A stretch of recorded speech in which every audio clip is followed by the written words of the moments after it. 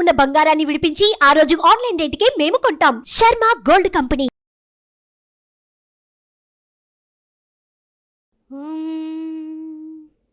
ఆదిత్యాయ సోమాయ మంగళాయ బుధాయ చ గురు శుక్ర శనిభ్యచ్చ రాహవే కేతవే నమః. మేషరాశి వారికి సంవత్సర ఫలాలకి స్వాగతం సుస్వాగతం. ఏ విధంగా ఉండబోతోంది? అశ్విని నక్షత్రం 4 పదాలు, భరణి నక్షత్రం 4 పదాలు, కృత్తిక ప్రథమార్థం. ఆదాయం చూస్తే 8, అదేవిధంగా వ్యయం చూస్తే 14, ఆ తర్వాత పూజ్యం చూస్తే రాజపూజ్యం చూస్తే 4, అవమానం చూస్తే 3. అందువలన మేషరాశి వారికి ఆదాయం కన్నా కొంచెము ఖర్చులు ఎక్కువగా కనిపిస్తున్నాయి. అయితే ఏమిటంటే రాజపూజ్యం అయితే చాలా బాగుందని చెప్పొచ్చు, అవమానం రాజపూజ్యం కంటే తక్కువగా ఉంది. ఈ విషయాన్ని శుభసూచకంగా మనం అనుకుంటూ మనం ముందుకు పెడదాము. మరి ముఖ్యంగా చూసినట్లయితే మీకు ఒకంత గురుబలం చాలా చాలా అద్భుతమైనటువంటి ఆనందమైనటువంటి పరిణామాలకి దారితీస్తుంది. అదృష్టవంతులు ఎవరయ్యా అంటే మేషరాశి రాశివారే అని చెప్పుకోవచ్చు. అదేవిధంగా అన్ని విధాల అనుకూలంగా ఉంటూ అన్ని విధాలుగా బాగున్నప్పటికీ కూడా శని భగవానుడి వల్ల, రాహు వలన, కేతు వలన, అంటే ఏమిటి, వ్యయంలో రాహు ఉన్నాడు.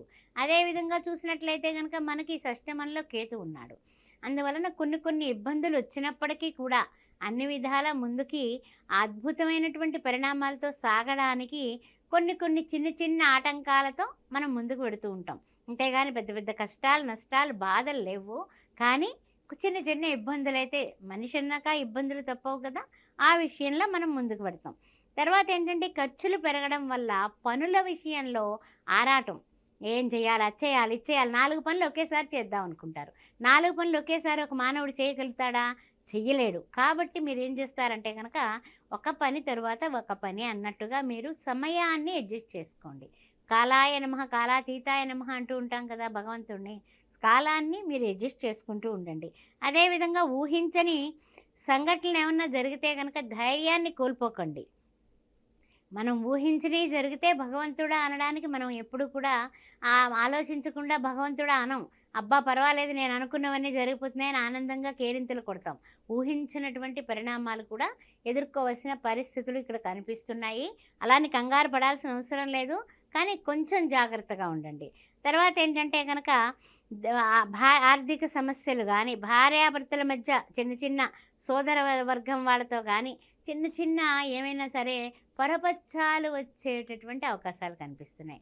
అందుకని ఆ విషయాల్లో కొంచెం జాగ్రత్తగా ఉండండి.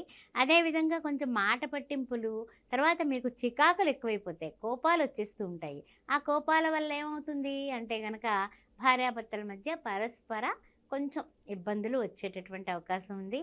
మనవాళ్లే కదా అని సర్దుకుపోయే మనస్తత్వాన్ని, ఇంకొంచెం ప్రేమని, ఆత్మీయత భావాల్ని పెంచుకోవడం అనేది చెప్పదగిన సూచన.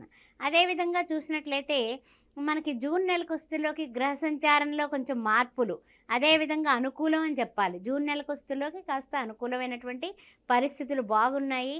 అన్నీ కూడా ఏంటంటే కనుక ఉల్టా పుల్టా అంటూ ఉంటాం కదా, అలాగే తారుమారైపోతాయి. అందువలన జూన్ నుంచి మళ్ళీ బాగుంటుంది. ఆర్థికంగా, ఆరోగ్యంగా, సంతానపరంగా అన్ని విధాలా కూడా మానసికంగా చాలా చక్కగా మీరు సంతోషంగా, ఆనందంగా, ఉల్లాసంగా ఉండడానికి జూన్ నెల నుంచి చాలా బాగుంటుంది. అదేవిధంగా కొన్ని విషయాల్లో, స్త్రీల విషయంలో ముఖ్యంగానండి, కొన్ని మాట ముచ్చట విషయంలో కానీ, ఏవైనా సరే విషయాలు మాట్లాడేటప్పుడు కానీ, ఆడవాళ్ళతో మాట్లాడేటప్పుడు చాలా జాగ్రత్తగా ఉండండి.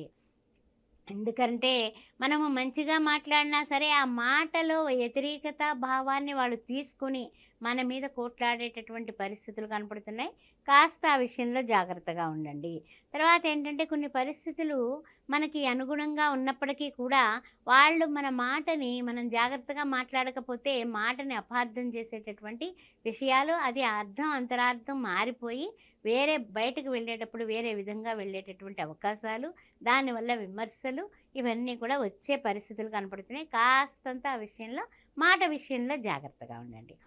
తర్వాత విషయానికి వచ్చినట్లయితే కనుక విరోధాలు వచ్చే అవకాశం ఎప్పుడైతే ఉందని మనకు తెలిసిందో, దీపం ఉండగానే ఇల్లు చక్కబెట్టుకుంటాం కదా, ఆ విధంగా మీరు కొంచెం జాగ్రత్తగా ఉండడం అనేది మీరు ప్రారంభించండి.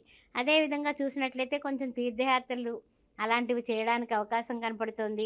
అదేవిధంగా కొన్ని విషయాల్లో విద్యార్థులు చదువులో రాణిస్తున్నారు కదా అని వదిలేయకండి. చదువు ఏం చదువుతున్నారు, ఎవరితో మాట్లాడుతున్నారు, ఎలా ఉన్నారు అనేది మీరు తప్పనిసరిగా ఒక కన్ను వేసి ఉంచండి. అది చాలా చాలా మస్ట్ అండ్ షుడ్. ఆ తర్వాత కలిసొస్తుందా అంటే అన్ని విధాలా కూడా కొంచెం చూస్తుల్లోకి నవంబర్, డిసెంబర్ వస్తుల్లోకి కొంచెం అన్ని విధాలా కూడా కాస్త కలిసొచ్చే పరిస్థితులు ఉన్నాయి. వివాహాది శుభకార్యాలు కూడా మనం ప్లాన్ వేసుకున్నటువంటి ప్లాన్ కొంచెం ఖర్చులు ఎక్కువైనప్పటికీ కూడా కంప్లీట్ చేస్తారు.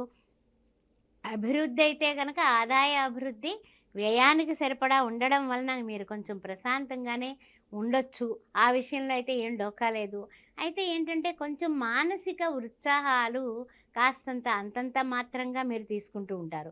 కానీ ఏంటంటే ప్రతి నిమిషము కూడానండి ఏదైనా సరే నామాన్ని మీ మనసులో అనుకుంటూ ఉన్నట్లయితే జై శ్రీరామ్, జై శ్రీరామ్, జై శ్రీరామ్ అనుకుంటూ ఉండండి. విజయం తప్పక సిద్ధిస్తుంది. ఆ విషయాన్ని మాత్రం మీకు తప్పనిసరిగా చెప్పాల్సిన విషయం అనమాట.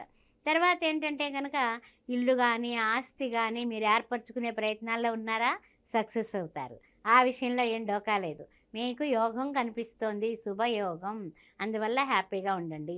అవివాహితులకి మీకు లాస్ట్కి ఏమిటంటే కనుక మనకి చూసినట్లయితే ద్వితీయార్థంలో మీకు పెళ్ళవట్లేదురా భగవంతుడా అనుకున్న వాళ్ళకి చక్కగా మనకి సంవత్సరంలో మధ్య భాగంలో వస్తుల్లోకి పెళ్ళిళ్ళు కుదురుతాయి, అవుతాయి కూడా. అందువల్ల వాళ్ళు సంతోషంగా ఉండొచ్చు. వ్యవసాయదారులు 2 పంటలు పండిస్తారు, చక్కగా ఫలిస్తాయి. మంచి ధరలతో మీరు చక్కగా ఆర్థికంగా పుంజుకుంటారు అని చెప్పొచ్చు. అదేవిధంగా చూసినట్లయితే జనవరి వస్తుల్లోకి మనకి స్థిరాస్తి వ్యవహారాలు కొంచెం వాయిదా వేయండి. గొడవలు పడకండి. గొడవలు పడకుండా వాయిదా వేస్తే అవి ఇంకా ఇంకా అభివృద్ధి అయ్యి ఇంకా రేట్లు పెరిగే అవకాశం కనపడుతుంది. అదేవిధంగా నిరుద్యోగులకి ఉద్యోగ అవకాశాలు జనవరి నెలలో అయితే బాగున్నాయండి. అప్పటి వరకు నిరుద్యోగిగా ఉన్నవాళ్ళు అప్పుడు గట్టి ప్రయత్నం చేసుకోవచ్చు. వృత్తి ఉద్యోగాల్లో తర్వాత కుటుంబంలోని అంతా కూడా ఏకవాక్య పరిపాలనతో మీరు సాటిస్ఫాక్షన్గా జనవరి నెలస్తులోకి అన్ని విధాలు అన్నీ కూడా ఈ అలజడులన్నీ కొంచెం కొంచెం సర్దుకుంటూ మంచిగా ముందుకు పడతారు. పనులు ఎప్పుడైతే సునాయాసంగా చేసుకున్నారో ఫిబ్రవరిలో మీకు విజయమే. ఇంకంతా కూడా విజయ పరంపర మొదలైందని చెప్పొచ్చు. ఇబ్బందులన్నీ కూడా ఉద్యోగస్తులకు కానీ, వృత్తుల్లో ఉన్న వాళ్ళకి కానీ, వ్యాపారంలో ఉన్న వాళ్ళు కానీ అందరికీ కూడా ఉన్న ఇబ్బందులన్నీ కూడా పాసింగ్ క్లౌడ్స్ లాగా తొలగిపోతాయి. ఇంకా అప్పుడు ఏమిటంటే కనుక ఏదైనా స్థలం కొనుగోలు చేయాలన్నా, భూమి కొనుగోలు చేయాలన్నా, ఇల్లు కట్టాలన్నా ఏమైనా సరే మీరు ప్లాన్ చేసుకుంటారు, ఆ ప్లాన్ అమలు చేయగలుగుతారు. ఆ తర్వాత చూసినట్లయితే మార్చి కుస్తుల్లోకి కొంచెము ఏంటంటే కనుక స్థానచలనం అంటే ఏమిటంటే అనుకూలమైనటువంటి స్థానచలనమే. అంటే మీకు ఇష్టమైన ప్లేస్కే మీరు వెళ్ళడం అనేది, అంటే ఉద్యోగస్తులకు ట్రాన్స్ఫర్ అవ్వచ్చు, వ్యాపారస్తులు కొత్తిల్లు కొనుక్కోవచ్చు, కట్టుకోవచ్చు. అలా స్థానచలనం అయితే కనపడుతుంది. శుభకార్యాలు ఎక్సలెంట్గా నిర్వహిస్తారు. ఒక ప్రణాళికాబద్ధంగా శుభకార్యాలు నిర్వహించుకుంటారు. ఇంటా బయట మీకు గౌరవం పెరుగుతుంది. ఇంకంతకన్నా ఏం కావాలండి. అందువల్ల ఈ సంవత్సరానికి చూసుకున్నట్లయితే కనుక మనకు అన్ని విధాలా కూడా శ్రేయోదాయకంగానే ఉంటుంది. విదేశీ ప్రయాణాలకి ఎవరైతే ప్రయత్నం చేస్తున్నారో వాళ్ళకి సక్సెస్ ఉంది. అందువల్ల విదేశీ ప్రయాణాలకి ఏ విధమైనటువంటి లోటు లేదు. ఆ విషయం గుర్తుపెట్టుకోండి. తర్వాత ఇంకొక ముఖ్యమైనటువంటి విషయం ఏంటంటే ఏదైనా సరే ఇల్లు కానీ ఆస్తి కానీ ఏర్పాటు చేసుకోవడం ఖాయం. అందువల్ల ఈ యొక్క అశ్విని భరణి కృత్తిక అందరికీ కూడా శుభకరంగా ఉంటుంది. సరే, మనం చేసుకోవాల్సింది ఏమిటంటే కనుక ఈ సంవత్సరం అంతా కూడా జై శ్రీరామ్, జై శ్రీరామ్, జై శ్రీరామ్ అనుకోవడం, దుర్గార్చన, దుర్గాదేవిని పూజించడం, అర్చించడం, దత్తాత్రేయ చరిత్ర పారాయణ చేసుకుంటే చాలండి. అంతకన్నా ఏముంది. వీలైనంత వరకు కూడా శుక్రవారం పూట కానీ మంగళవారం పూట కానీ ఎవరికైనా సరే పేదవాళ్ళకి భోజనం దానం చేయండి. అదేవిధంగా గురువారం నాడు లడ్డూలు పంచండి. చాలు, 2 చేయండి. అన్నదానం చేస్తూ ఉండండి, లడ్డూలు పంచుతూ ఉండండి. ఓం శ్రీ మాత్రే నమః.